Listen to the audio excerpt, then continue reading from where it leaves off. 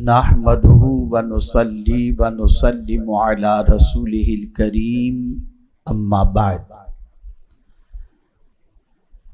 فاعوذ بالله من الشيطان الرجيم بسم الله الرحمن الرحيم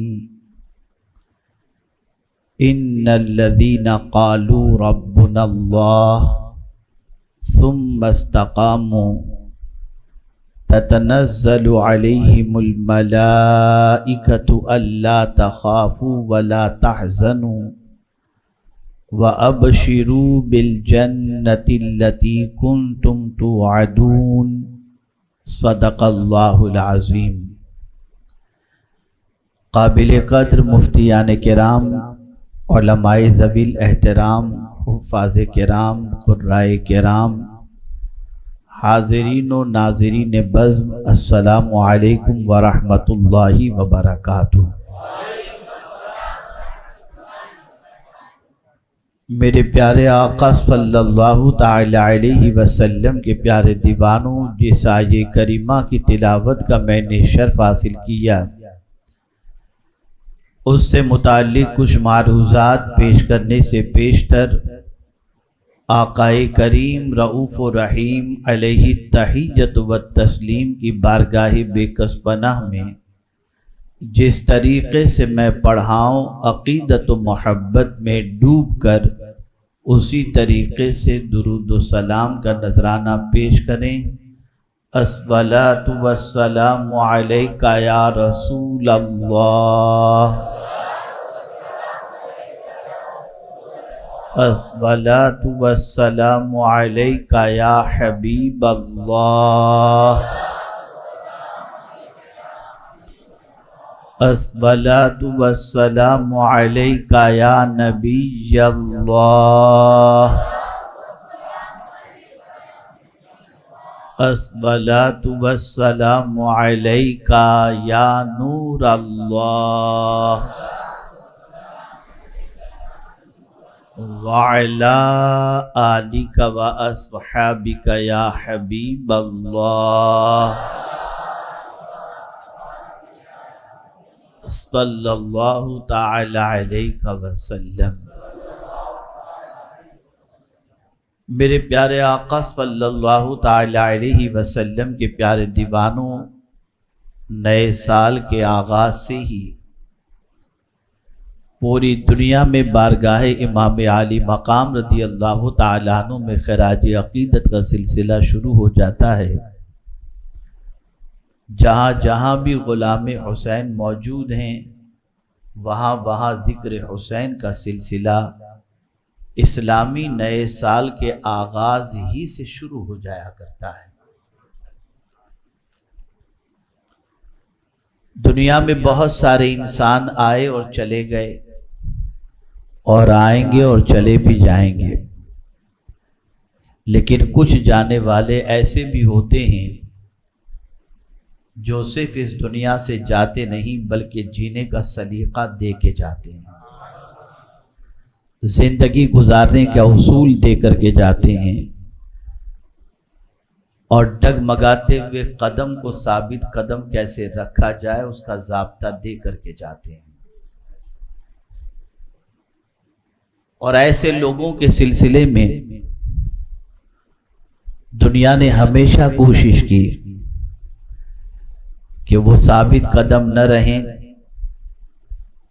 اور اس طریقے سے ان کے ساتھ ظلم کے پہاڑ توڑے جائیں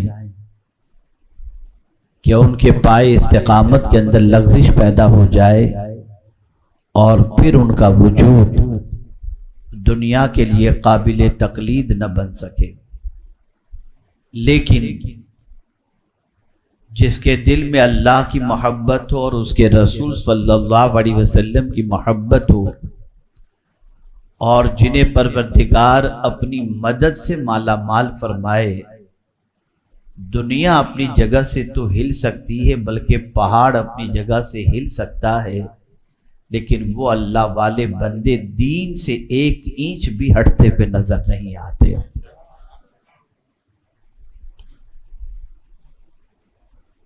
میرے پیارے آقا صلی اللہ علیہ وسلم کے پیارے دیوانوں، پوری دنیا کے انسان سے ایک سوال پوچھا جائے کہ تمہارا رب کون ہے،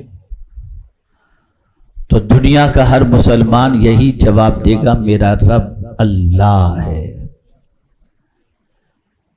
لیکن اسی مسلمان پر امتحان کے بادل منڈلانے لگیں، اسی مسلمان کے سامنے کوئی ایسا مرحلہ آ جائے کہ ایک طرف رب کا فرمان ہو، دوسری طرف خواہش آواز دے رہی ہو، تو اس موقع پر وہ بندہ جو اللہ کو اپنا رب مانتا ہے اور کہتا ہے، اس کے قدم وہاں ڈگمگاتے نظر آئیں گے، اور وہ خواہش کو پوری کرنے کی خاطر اپنے رب کے فرمان کو چھوڑتا ہوا نظر آئے گا۔ یہ کہہ دینا بہت آسان ہے کہ اللہ ہمارا رب ہے، لیکن اس کہنے پر قائم رہنا یہ بہت ڈیفیکلٹ ہے۔ جب کسی بندے سے کہا جائے کہ تمہارا رب کون ہے اور وہ کہے کہ اللہ، تو گویا اس نے ایسی ذات کے رب ہونے کا اقرار کیا جس کے قبضے قدرت کے اندر ساری کائنات ہے۔ ایک انسان نے جب کہہ دیا کہ میں اللہ کو اپنا رب مانتا ہوں اور میرا رب اللہ ہے، آپ نے دیکھا قرآن کے لہجے کو اور قرآن کے انداز کو۔ قرآن کہتا ہے ان الذین قالوا ربنا اللہ، بے شک جس نے کہا کہ اللہ ہمارا رب ہے۔ اور رب کے معنی کیا ہوتا ہے؟ مالک کے بھی ہوتا ہے، رب کے معنی پالنے والا بھی ہوتا ہے، رب کا معنی خالق بھی ہوتا ہے۔ ایک بندے نے جب کہہ دیا کہ مجھے پالنے والا کوئی انسان نہیں، مجھے پالنے والی دنیا نہیں، مجھے پالنے والا تو اللہ ہے، میرا مالک اللہ ہے، یہ کہہ کر بندے کا اس پر قائم رہنا یہ بہت ڈیفیکلٹ ہوتا ہے۔ آپ ذرا دیکھیں، آج کے دور کا جائزہ لیں، آج کے دور کا احتساب کریں، آج کے دور کے اندر بسنے والے انسانوں کی زندگی کا جائزہ لیں، تو آپ محسوس کر سکیں گے ایک انسان یہ تو کہتا ہے میرا مالک اللہ ہے، لیکن اس کے باوجود اس انسان کا بھروسہ جیسا رب پر ہونا چاہیے ویسا اپنے رب پر اس کا بھروسہ نظر نہیں آتا۔ آپ اندازہ لگائیں، اگر آج حرام کے دروازے کھلے ہوئے نظر آ رہے ہیں اور مسلمان حرام کا مرتکب ہو رہا ہے، اس کی وجہ سب سے بڑی یہ ہے کہ اس نے ربنا اللہ تو کہا لیکن اس پر قائم نہیں رہ سکا۔ اس نے اللہ کو اپنا رب مانا ضرور، لیکن اللہ کو رب ماننے کے باوجود اس کے دل میں شکوک ہیں، اس کے دل میں شبہات ہیں۔ آپ ذرا مجھے بتائیے، کیا یہ شکوک و شبہات نہیں ہیں کہ میرا کل کا کیا ہوگا، میرے پرسوں کا کیا ہوگا، میرے بچوں کا کیا ہوگا، میری آگے کی زندگی کا کیا ہوگا؟ اے رسول اعظم صلی اللہ علیہ وسلم کے پیارے دیوانوں، جسے ہم نے اپنا رب مانا ہے وہ کل کے لیے بھی رب ہے، وہ آج کے لیے بھی رب ہے، اور وہ ہمیشہ کے لیے رب ہے۔ ایسا مطلب نہیں ہے کہ آپ اپنے مستقبل کے بارے میں نہ سوچیں، آپ اپنے فیوچر کی فکر نہ کریں، اپنی اولاد کی فکر نہ کریں، ضرور فکر کریں، اپنی اولاد کے لیے مال جمع کر کے بھی رکھیں، اپنی اولاد کے مستقبل کی تابناکی کے لیے جد و جہد بھی کریں، اپنے لیے آپ کچھ بینک بیلنس بھی جمع کر کے رکھیں۔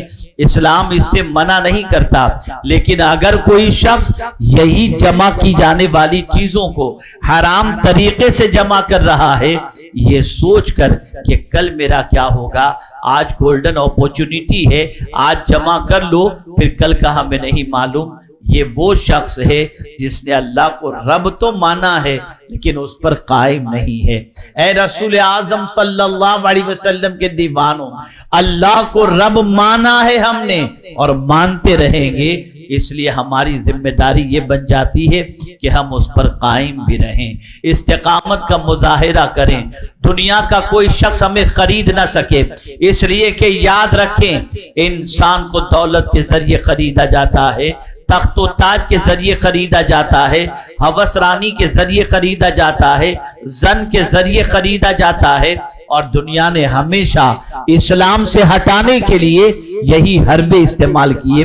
کبھی عورتوں کا سہارا لیا، کبھی مال و زر کا سہارا لیا، کبھی تخت و تاج کا سہارا لیا، جس کے ذریعے انسان کو دین سے ہٹانے کی کوشش کی جائے۔ اور یہ حربہ انسانوں نے، عام انسانوں کے لیے صرف استعمال نہیں کیا، بلکہ داعیان دین کی زندگی کو اٹھا کر دیکھیں، خاص طور پر داعی اعظم رسول اعظم صلی اللہ علیہ وسلم کی حیات طیبہ اٹھا کر کے دیکھیں تو آپ کو پتہ چلے گا کہ پیغمبر رحمت صلی اللہ علیہ وسلم سے بھی تو یہی کہا گیا تھا کہ آپ یہ دین کی دعوت جو دیتے ہیں، لوگوں کو یہ بتاتے ہیں کہ اللہ ایک ہے، یہ دعوت دینا بند کر دیجئے، اس لیے کہ اس کی وجہ سے لوگوں کے اندر انتشار پیدا ہو رہا ہے۔ آپ جو کہیں گے آپ کے قدموں میں رکھ دیا جائے گا، مال چاہیں گے تو مال، بادشاہت چاہیں گے تو بادشاہ، اور عرب کی کسی دو شیزہ سے شادی کرنا چاہیں تو آپ بتا دیجئے، ہم آپ کی شادی وہاں کرا دیں گے۔ لیکن آپ اللہ کو رب کہنے کی بات مت کرو، اللہ کی طرف دعوت نہ دو۔ لیکن اسی زمانے میں پیغمبر رحمت صلی اللہ علیہ وسلم نے دو ٹوک کہہ دیا تھا کہ میرے ایک ہاتھ میں چاند رکھ دو اور ایک ہاتھ میں سورج رکھ کر مجھے کہہ دو کہ میں اپنے رب کی طرف نہ بلاؤں تو سنو، میں چاند کو تو ٹھکرا سکتا ہوں، سورج کو تو ٹھکرا سکتا ہوں، اپنے اللہ کی طرف بلانے کی دعوت کو کبھی ٹھکرا نہیں سکتا۔ اللہ اکبر۔ اے رسول اعظم صلی اللہ علیہ وسلم کے دیوانوں، دنیا کا انسان اگر دولت کسی کے قدموں میں رکھتا ہے تو کتنی رکھے گا؟ ایک اس کے پاس جو کیپیسٹی ہوگی اسی کے مطابق رکھے گا۔ کسی کے پاس 10 کروڑ ہوں گے، کسی کے پاس 50 کروڑ ہوں گے، کسی کے پاس 1 ارب ہوگا، وہ قدموں میں رکھ دے گا۔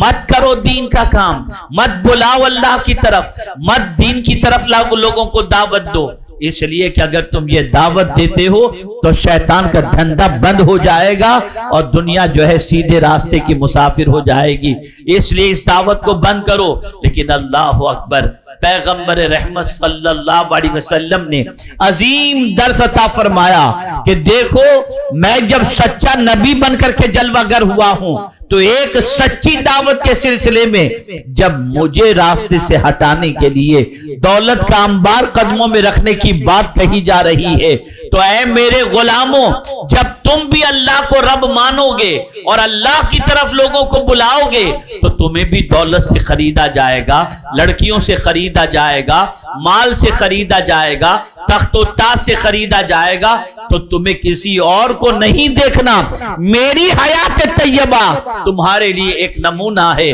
جان تو دے دینا لیکن اپنے رب کے راستے سے ایک قدم ہٹنے کے لیے تیار مت ہونا۔ اور یہ بات بھی یاد رکھیں، اللہ جب ہم نے کہہ دیا تو آپ جانتے ہیں کہ ہمارے اللہ کی قدرت کتنی ہے، ہمارے اللہ کے پاس خزانہ کتنا ہے۔ ایک دنیا کا انسان کسی کو دولت دے گا تو اپنی بساط کو سامنے رکھ کر کے دے گا۔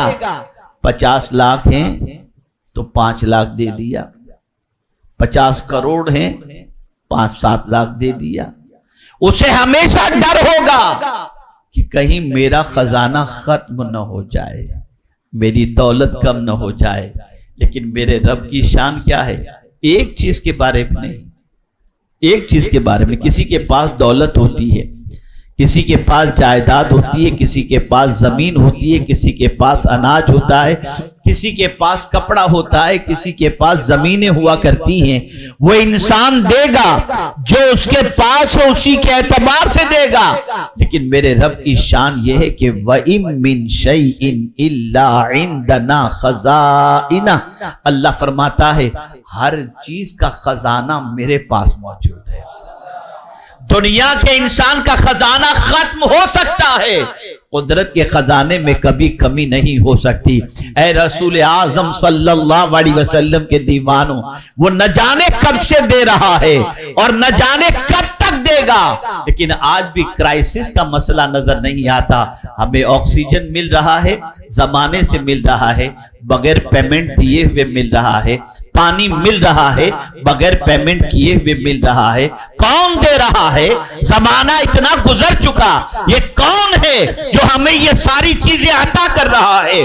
وہ پالنہار حقیقی ہے، وہ معبود برحق ہے، وہ خالق کائنات ہے، اور وہ صرف یہی چیزیں نہیں دے رہا، زندگی بھی وہی دے رہا ہے، موت بھی وہی دے رہا ہے، اولاد بھی وہی دے رہا ہے، نعمتیں بھی وہی دے رہا ہے، گھر بھی وہی دے رہا ہے، عزت بھی وہی دے رہا ہے۔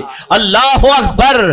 جب ہم نے کہہ دیا اللہ ہمارا رب ہے تو پھر ڈرنے کی ضرورت کیا ہے؟ وہ رب تو ایسا ہے کہ تم کہیں بھی رہو وہ تمہیں دیکھتا بھی ہے، تمہاری سنتا بھی ہے۔ آپ ذرا سوچو میرے پیارے آقا صلی اللہ علیہ وسلم کے پیارے دیوانوں، کعبے کا طواف کبھی بند نہیں ہوتا، 24 آورز چالو رہتا ہے۔ اسی طریقے سے آپ دیکھیں اللہ کو مانگنے کے لیے پرٹیکولر کوئی ٹائم نہیں ہے کہ رات کے 2 بجے کے بعد دعا مت مانگنا، نہیں، جب چاہو تب تم دعا مانگو، تمہاری پکار کو اللہ سنتا ہے۔ اے رسول اعظم صلی اللہ علیہ وسلم کے دیوانوں، آپ مجھے بتاؤ پروردگار جل جلالہ حی و قیوم ہے، جب اسے پکارو وہ تمہاری پکار کو سنتا بھی ہے، تمہاری پکار کا جواب بھی دیتا ہے، تمہاری دعاؤں کو قبول بھی فرماتا ہے۔ اب ایک بندہ جب ایسے رب کا ماننے والا ہو جائے، اب اس رب کے راستے سے اگر دنیا طاقت کے ذریعے ہٹانا چاہے تو آپ جانتے ہیں جو بندہ اللہ کو رب مان کر اس پر ثابت قدم رہتا ہے، دنیا کی کوئی طاقت اسے ہٹا نہیں سکتی، چاہے وہ تلوار لے کر کے آئے، چاہے بم لے کر کے آئے، چاہے کچھ بھی لے کر کے آئے، لیکن اللہ کو جب کسی نے رب مان لیا اور پھر اس پر وہ قائم رہتا ہے تو پھر آپ دیکھیں اللہ کی نصرتوں کا حال کیا ہوتا ہے، اس کی مدد کا کیا حال ہوتا ہے۔ میں نے جس آیے کریمہ کی تلاوت کا شرف حاصل کیا اس میں رب قدیر ارشاد فرماتا ہے ان الذین قالوا ربنا اللہ، بے شک وہ لوگ جنہوں نے کہا اللہ ہمارا رب ہے، ثم استقاموا، پھر اس پر قائم رہے۔ یہ اس پر قائم رہنا آسان نہیں ہے، ہمیں بہت ساری لالچی دعوت دیں گی، یہ حرام کاروبار کرو، اتنے میں اتنا پیسہ مل جائے گا، تمہاری نسلیں سنور جائیں گی۔ اب ہم بھول گئے کہ اللہ ہمارا رب ہے، قدم پھسل گئے۔ ڈرگز کا کاروبار کرو، اتنا پروفٹ ملے گا کہ تمہاری نسلیں کھاتی رہیں گی، ہم بھول گئے کہ اللہ ہمارا رب ہے۔ آج اگر چیٹنگ کی جاتی ہے، اور اب تو کیا بتایا جائے، چیٹنگ کا مسئلہ اتنا آگے نکل گیا، اتنا آگے نکل گیا کہ پہلے تو لوگ دھندے میں اللہ کی قسم کھا کر کے چیٹنگ کرتے تھے، اب تو عمرے کے نام پر اور حج کے نام پر بھی چیٹنگ کرتے ہیں۔ اس سے آپ اندازہ لگا سکتے ہیں کہ قوم کا ضمیر کتنا مردہ ہو چکا ہے۔ یہ قوم سنورنے کے لیے تیار ہے ہی نہیں، زبان سے تو کہتی ہے کہ اللہ ہمارا رب ہے، لیکن پھر بھی اس کا عقیدہ ڈاوا ڈول ہے، کل کیا ہوگا، یہ حرام کما لو، یہ دبا لو، اس کا کھا جاؤ، اس کا دبا لو، ورنہ پتہ نہیں آگے چل کر کے کیا ہوگا۔ نہیں، اللہ کو رب ماننے کے بعد اگر کوئی بندہ اس پر قائم رہتا ہے، ہزار میرے سامنے حرام کی دولت آ جائے، میں اس دولت کی طرف توجہ نہیں دوں گا، اس لیے کہ مجھے روزی دینے والا یہ انسان نہیں ہے، میرا پروردگار ہے۔ اس عقیدے پر اگر کوئی قائم رہتے ہوئے حرام کو ٹھکرا دیتا ہے تو وہ جتنا چاہتا ہے اس سے زیادہ اللہ اسے عطا فرما دیتا ہے۔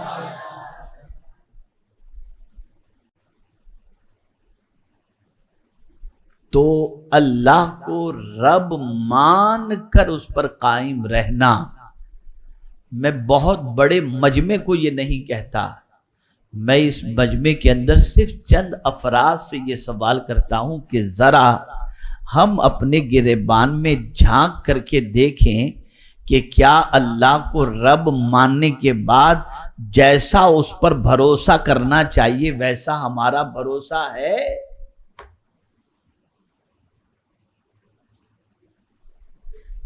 ہمارا بھروسہ بیپاریوں پر ہو جائے گا، ہمارا بھروسہ ہمیں خواب دکھانے والے پر ہو جائے گا، لیکن رب پر معاذ اللہ ہمارا بھروسہ کم سے کم اور کم سے کم ہوتا جا رہا ہے۔ اب میں آپ کو سمجھاؤں، جب یہ بھروسہ کم ہوتا ہے، جب پائے استقامت میں لغزش ہوتی ہے، تو پھر مدد کے لیے فرشتے نہیں آتے، پھر مدد کے لیے فرشتے نہیں آتے۔ لیکن اگر کوئی شخص یہ کہہ دے کہ اللہ ہمارا رب ہے اور پھر اس پر جم جائے، تو اللہ آسمان سے اس کی مدد کے لیے فرشتوں کو نازل فرماتا ہے۔ آئیے میں سمجھاتا ہوا چلوں کہ اللہ عز و جل کو رب ماننے کے بعد استقامت کسے کہتے ہیں، اس پر قائم رہنا کسے کہتے ہیں، تاکہ آپ سمجھ سکیں۔ میں صحابہ کرام علیہم الرضوان کی اقوال کی روشنی میں آپ کو استقامت فی الدین کے حوالے سے بتاؤں، تاکہ آپ استقامت کے مضمون کو سمجھ سکیں کہ اس پر قائم رہنا کسے کہتے ہیں۔ بے شک ہم نے کہہ دیا اللہ ہمارا رب ہے، اور پھر اس پر قائم رہنا، یہ قائم رہنا کیا ہے؟ اسے ہم صحابہ کی اقوال سے سمجھتے ہیں، خلفائے راشدین کے قول سے سمجھتے ہیں، اور پھر ہم اپنا احتساب کرنے کی کوشش کرتے ہیں۔ میرے پیارے آقا صلی اللہ علیہ وسلم کے پیارے دیوانوں، اللہ اکبر، حضرت صدیق اکبر رضی اللہ المولا تبارک و تعالی عنہ سے دریافت کیا گیا استقامت کیا ہے؟ یعنی اللہ ہمارا رب ہے، یہ کہنے کے بعد اس پر قائم رہنے سے مراد کیا ہے؟ تو صدیق اکبر رضی اللہ تعالی عنہ فرماتے ہیں استقامت یہ ہے کہ بندہ اللہ کے ساتھ کسی کو شریک نہ کرے، یعنی وہ یہ عقیدہ رکھے کہ خدا ایک ہی ہے اور وحدہ لا شریک ہے، کوئی دوسرا خدا ہے ہی نہیں، اور اللہ ہی کو اپنا رب مان کر اور اس کا شریک کسی کو نہ مان کر اس پر قائم رہنا، یہ در حقیقت استقامت ہے۔ یہاں ایک چھوٹا سا جملہ آپ کے دماغ میں بٹھا دوں، اور میں سمجھتا ہوں کہ اس پڑھے لکھے علاقے کے اندر اچھی طریقے سے میرا جملہ آپ کے ذہن میں محفوظ ہو جائے گا۔ ہمارے اخبار والے بھی بڑے عجیب ہیں، اور سوشل میڈیا والے بھی بڑے عجیب ہیں، لکھتے ہیں کہ امریکہ سپر پاور ہے۔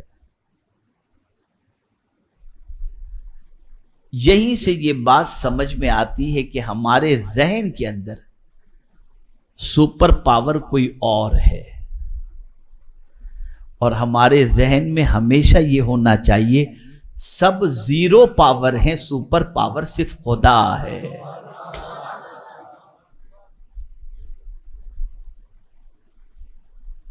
خدا کے علاوہ کوئی سپر پاور نہیں۔ وہ چاہے تو ایک حکم دے دے تو 15 سیکنڈ کے اندر زمین کا زلزلہ پورے ملک کو ملبے کے ڈھیر میں تبدیل فرما دے۔ اس کا حکم سب پر چلتا ہے، وہ قادر مطلق ہے۔ زمین اس کے قبضے میں، آسمان اس کے قبضے میں، چاند اس کے قبضے میں، سورج اس کے قبضے میں۔ اگر کوئی سپر پاور ہے تو ذرا چاند و سورج کے نظام کو ذرا بدل کر کے بتا دے۔ دنیا کی کوئی طاقت نظام کو بدل کر نہیں بتا سکتی۔ اور یہاں میں آپ کو بتا دوں، ایک مسلمان اللہ کو سپر پاور مانتے ہوئے آج بھی آپ دیکھیں دائمی تقویم جو ٹائم ٹیبل کی بنی ہوئی ہے اسی کے مطابق روزہ رکھتا ہے، اسی کے مطابق افطار کرتا ہے۔ یا اللہ، یہ ماجرا کیا ہے؟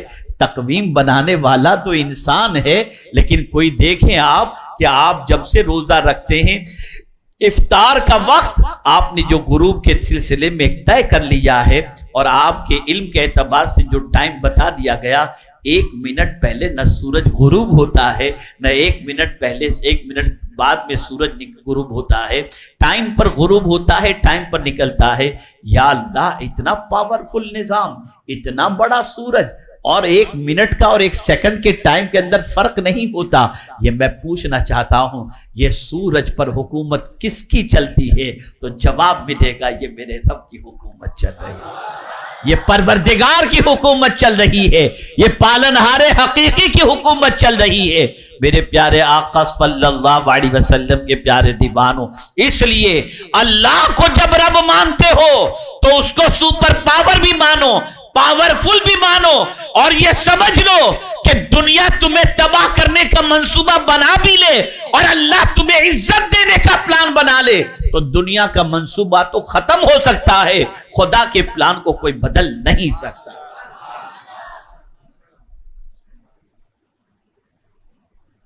تو اللہ عز و جل وحدہ لا شریک ہے، اس کا شریک کوئی نہیں۔ یہاں ایک تھوڑی سی پیورٹی کے حوالے سے سمجھاؤں، ہم نماز پڑھتے ہیں، کبھی کبھی ہمارا حال یہ ہوتا ہے کہ نیت میں فطور پیدا ہو جاتا ہے کہ دنیا کو دکھانے کے لیے نماز، روزہ دنیا کو دکھانے کے لیے، حج دنیا کو دکھانے کے لیے، زکوٰۃ دنیا کو دکھانے کے لیے، سخاوت دنیا کو دکھانے کے لیے، مسکراہٹ دنیا کو دکھانے کے لیے، یہ ساری چیزیں ہم کرتے ہوئے نظر آتے ہیں، بندگی خدا کی کر رہے ہیں، لیکن نیت یہ ہے دنیا ہماری نماز کو دیکھے، دنیا ہمیں عزت عطا کرے۔ یہ بھی ایک اعتبار سے ریا شرک اصغر ہے کہ بندگی خدا کی کرتے ہو اور عزت تم دنیا کے انسان سے حاصل کرنا چاہتے ہو۔ نہیں، جب تم نماز پڑھ رہے ہو تو تمہاری بندگی صرف خدا کے لیے ہونی چاہیے، انسان کے لیے نہیں ہونی چاہیے، ورنہ قیامت کے دن اللہ فرمائے گا جس کے لیے نماز پڑھ رہا تھا نا، جا کر اسی سے تو بدلہ لے لے، وہ تجھے بدلہ عطا کرے گا۔ پتہ چلا ہماری عبادتوں میں پیورٹی ہونی چاہیے، ہماری عبادتوں میں اخلاص ہونا چاہیے، ہمارے دینی کاموں کے اندر بھی اخلاص ہونا چاہیے۔ اے رسول اعظم صلی اللہ تعالی علیہ وسلم کے پیارے دیوانوں، دنیا کو دکھانے کے لیے شارٹ کے اندر ایک سینٹنس کے ذریعے کریکشن کر دوں، دنیا کو دکھانے کے لیے کوئی بھی نیک کام مت کرو۔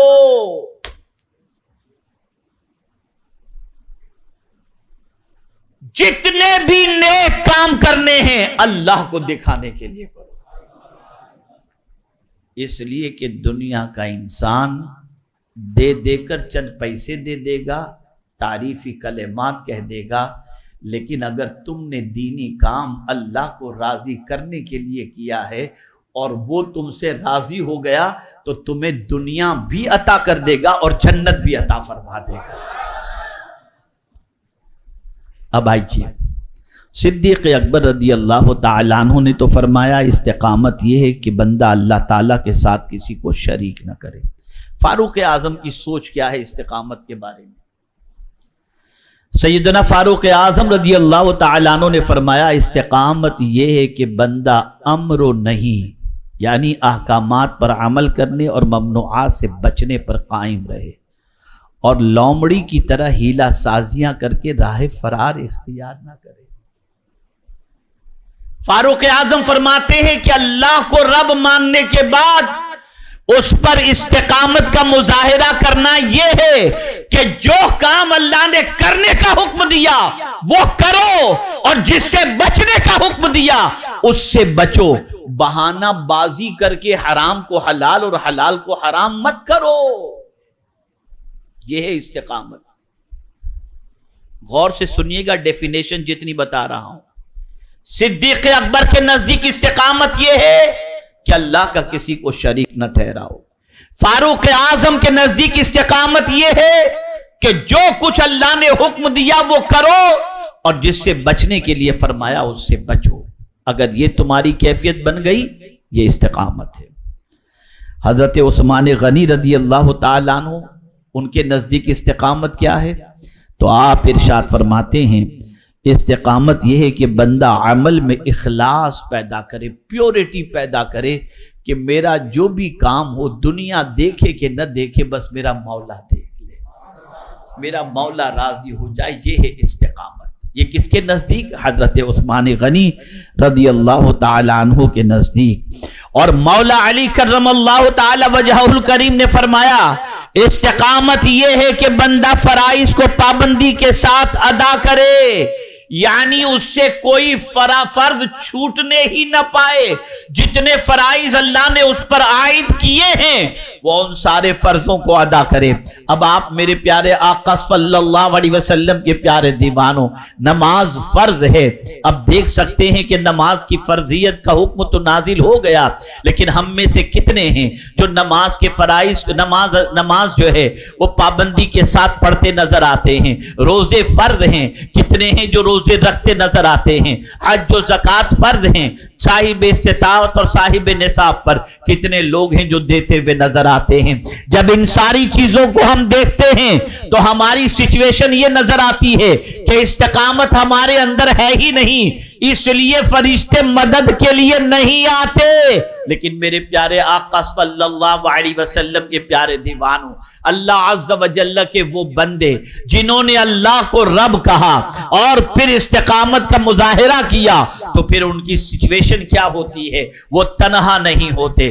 دنیا چاہتی ہے وہ استقامت فی الدین سے ہٹ جائیں، ان کے قدم میں زلزلے پیدا ہو جائیں، راہ دین سے ہٹ جائیں، اور اس کے لیے دنیا کبھی 22,000 کا لشکر لے کر کے آتی ہے، کبھی دنیا ڈرانے کی کوشش کرتی ہے، کبھی پانی بند کر دیا جاتا ہے کہ دین سے وہ ہٹ جائیں، احکام خداوندی کو چھوڑ دیں. لیکن اللہ اکبر، قربان جائیے کربلا کے تاجدار امام حسین رضی اللہ المولا تبارک و تعالی عنہ کی عظمت پر کہ دنیا نے کوشش کی کہ امام حسین دین کے راستے سے ہٹ کر باطل کے ہاتھ میں ہاتھ دے دیں، لیکن امام کے سامنے یہ مضمون موجود تھا، امام کے سامنے یہ چیز موجود تھی کہ قرآن کہتا ہے اللہ کو رب ماننے کے بعد اس پر قائم رہو. وہ لوگ جو دین کے اصول و ضوابط کو غلام حسین کہتے ہوئے بھی دین کے خلاف چلنا شروع کر دیتے ہیں، میں ان سے پوچھنا چاہتا ہوں، توجہ چاہوں گا، کیا تمہارے لیے پانی بند کر دیا گیا ہے کہ تم دین چھوڑ دو ورنہ تم کو پانی نہیں ملے گا؟ نہیں. کیا تمہارے مقابلے میں 22,000 کا لشکر موجود ہے جو تم سے کہہ رہا ہو دین چھوڑ دو، اللہ کے فرمان پر عمل نہ کرو ورنہ ہم تمہیں قتل کر دیں گے؟ نہیں. کیا تم سے تمہارا عزیز شہر چھینا جا رہا ہے؟ نہیں. یہ کوئی بھی سختیاں تم پر نہیں ہیں، پھر بھی بڑی آسانی کے ساتھ آدمی دین چھوڑ دیتا ہے. تھوڑے سے فائدے کے لیے قدم ڈگمگا جاتے ہیں. کیا امام حسین کو آفر نہیں دی گئی تھی؟ امام حسین کو بھی آفر دی گئی تھی، آپ جہاں کا کہیں وہاں کا آپ کو حاکم بنا دیا جائے، جتنا سرمایہ چاہیے آپ کے قدموں میں رکھ دیا جائے، بس یزید کی بیعت کو قبول کر لو. یزید کی بیعت کو قبول کرنا یہ خدا کے فرمان کے خلاف تھا. میں قرآن کی آیت پیش کرتا ہوں، شاید کسی کی نظر اس پر پہنچی ہوگی بہت سی. قرآن کہتا ہے وَلَا تُطِيعُوا أَمْرَ الْمُسْرِفِينَ الَّذِينَ يُفْسِدُونَ فِي الْأَرْضِ وَلَا يُصْلِحُونَ. فضول خرچی کرنے والے کی اطاعت نہ کرو. قرآن نے منع کر دیا ہے. بھلا جس چیز کا قرآن منع کرے امام حسین اس کی بات مانیں گے؟ وَلَا تَرْكَنُوا إِلَى الَّذِينَ ظَلَمُوا فَتَمَسَّكُمُ النَّارُ. ظالم کے سامنے نہ جھکو ورنہ تمہیں آگ چھوئے گی. جس حسین کو رسول اعظم نے نوجوانان نے جنت کا سردار ڈکلیئر کیا ہو، وہ ظالم کے آگے جھک کر کے جہنم کی آگ کو دعوت دیں؟ یہ کیسے پاسبل ہو سکتا ہے؟ مسلمانوں ذرا ہوش کے ناخون لو. چند ٹکوں کے فائدے کے لیے آج کا مسلمان وہ کام کر گزرتا ہے جو کام ایک مسلمان کو زیب نہیں دیتا. لیکن آپ کبھی امام حسین کی زندگی سے سبق حاصل کرنے کی آپ نے کوشش کی؟ اتنی بڑی آفر اور اتنا سب کچھ دینے کی بات کرنے کے باوجود تاجدار کربلا جھکتے نظر نہیں آتے. اگر جھکتے ہیں تو صرف خدا کے سامنے جھکتے نظر آتے. انہوں نے جب کہہ دیا تھا کہ اللہ ہمارا رب ہے تو پھر دنیا نے ادھر سے ہٹانے کی کوشش کی، طاقت کا استعمال کیا. امام نے بتا دیا پوری دنیا مل کر کے بھی مجھے ہٹانا چاہے میں نہیں ہٹ سکتا. استقامت فی الدین کے سلسلے میں جبل استقامت بن کر امام حسین اپنی جگہ پر قائم رہے.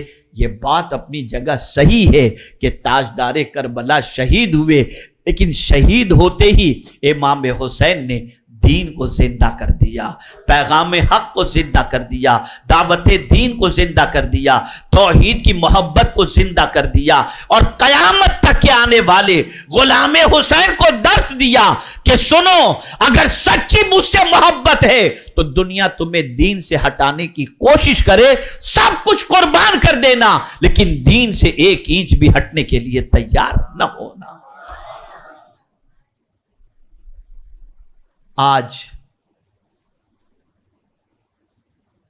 برا نہ لگے تو ایک بات میں آپ کے سامنے عرض کروں. ہر چیز کے لیے آدمی ٹینشن گوارا کر لیتا ہے، دین کے لیے ٹینشن گوارا نہیں کرتا. کون سا کاروبار ہے جس میں ٹینشن نہیں؟ کون سی خواہش ہے جس کا پورے کرنے میں ٹینشن نہیں؟ لیکن آدمی سب چیزوں کا ٹینشن لے لیتا ہے، لیکن جب بات دین کا، نہیں بابا بہت تکلیف آئے گی اس پر عمل کریں گے تو. کتنے تعجب کی بات ہے، کتنی حیرت کی بات ہے. قبر کے اندر دین کے بارے میں پوچھا جائے گا. آپ جانتے ہیں قرآن نے واضح طور پر فرمایا کہ صرف تمہیں زندہ مسلمان ہو کر کے نہیں رہنا، بلکہ قرآن کہتا ہے وَلَا تَمُوتُنَّ إِلَّا وَأَنْتُمْ مُسْلِمُونَ. مرنا بھی ہے تو تمہیں اسلام کے ساتھ مرنا ہے. تم جاؤ تو ظاہر سی بات ہے کہ تم نے بہت کچھ جمع کر لیا، کچھ تو تمہارے ساتھ آنے والا ہے نہیں، لیکن اسلام کی اس طرح سے حفاظت کرو کہ جاؤ تو تم اپنا اسلام اپنے ساتھ لے کر کے جاؤ. آج اسی اسلام کو چھیننے کی کوشش کی جا رہی ہے. ڈاؤٹ کے شکار ہو گئے ہمارے یوتھ، ہمارے کالج اور یونیورسٹی کے اسٹوڈنٹس ڈاؤٹ کے شکار ہو گئے، انفیریٹیو کمپلیکس کے شکار ہو گئے. ہمارا بچہ کالج اور یونیورسٹی میں جاتا ہے تو جانے کے بعد اپنے مسلمان ہونے پر احساس کمتری کا شکار ہوتا ہے، سوچتا ہے پتہ نہیں یہ لوگ مجھے کیا سوچیں گے، یار میں کہاں مسلمان کے گھر معاذ اللہ پیدا ہو گیا. یہ انفیریٹیو کمپلیکس انسان کے دل میں پیدا ہو رہا ہے. نہیں، اپنے مسلمان ہونے پر جیسے تاجدار کربلا نے تلوار کے سائے میں اعلان کر کے بتا دیا میں ہوں بھی مسلمان اور اس دنیا سے جانا بھی چاہتا ہوں، مسلمان رہتے ہوئے جانا چاہتا ہوں، تو ہمیں بھی یہ عزم مصمم کرنا پڑے گا. دنیا بیکورڈ سمجھے تو سمجھنے دو، دنیا ہمیں شیڈول کاسٹ سمجھتی ہو تو سمجھنے دو، لیکن ہمارے لیے دنیا کا کہنا کوئی حقیقت نہیں رکھتا. ہمارے لیے ضروری ہے ہم جئیں تو اسلام پر، ہم مریں تو اسلام پر، دین پر ثابت قدمی کا مظاہرہ کریں. صحیح معنوں میں غلام حسین وہی ہے جو ہزار تکالیف کے باوجود دین سے اپنے قدم کو ڈگمگانے نہیں دیتا، بلکہ دین پر ثابت قدم رہتا ہے. یہ دین کیا ہے ہمارے لیے آسان ہے، یہ دین کیا ہے ہمیں زندگی گزارنے کے اصول فراہم کرتا ہے، یہ دین کیا ہے ہمیں کامیابی اور کامرانی عطا فرماتا ہے.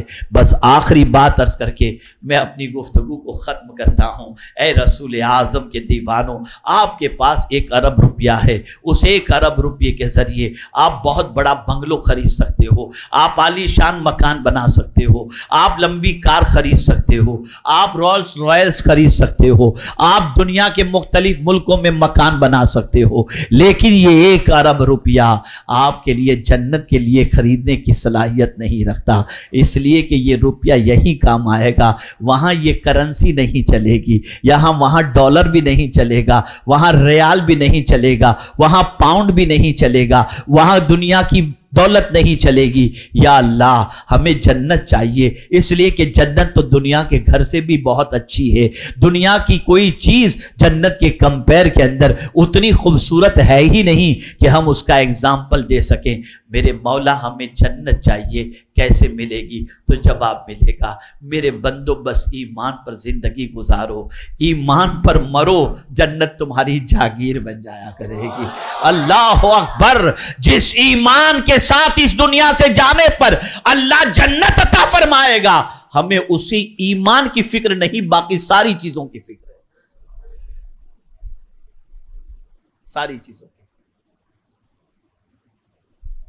اس لیے ضرورت اس امر کی ہے کہ تاجدار کربلا کے پیغام کو پیش نظر رکھا جائے، ان کی حیات طیبہ کو پیش نظر رکھا جائے۔ میں بڑی معذرت کے ساتھ عرض کرتا ہوں، میں وہ رلانے والی تقریر اور مظلوم امام کے حوالے سے نہیں کہہ سکتا، اس لیے کہ میرے امام مظلوم نہیں تھے، طاقتور تھے۔ میرے امام قوت اور بہادری اور شجاعت کے اتنے عظیم پیکر تھے کہ جس کی کوئی انتہا نہیں۔ دنیا نے 22,000 کا لشکر ان کے مقابلے میں یوں ہی تھوڑی کھڑا کیا تھا، وہ جانتے تھے کہ امام حسین کتنے بہادر ہیں۔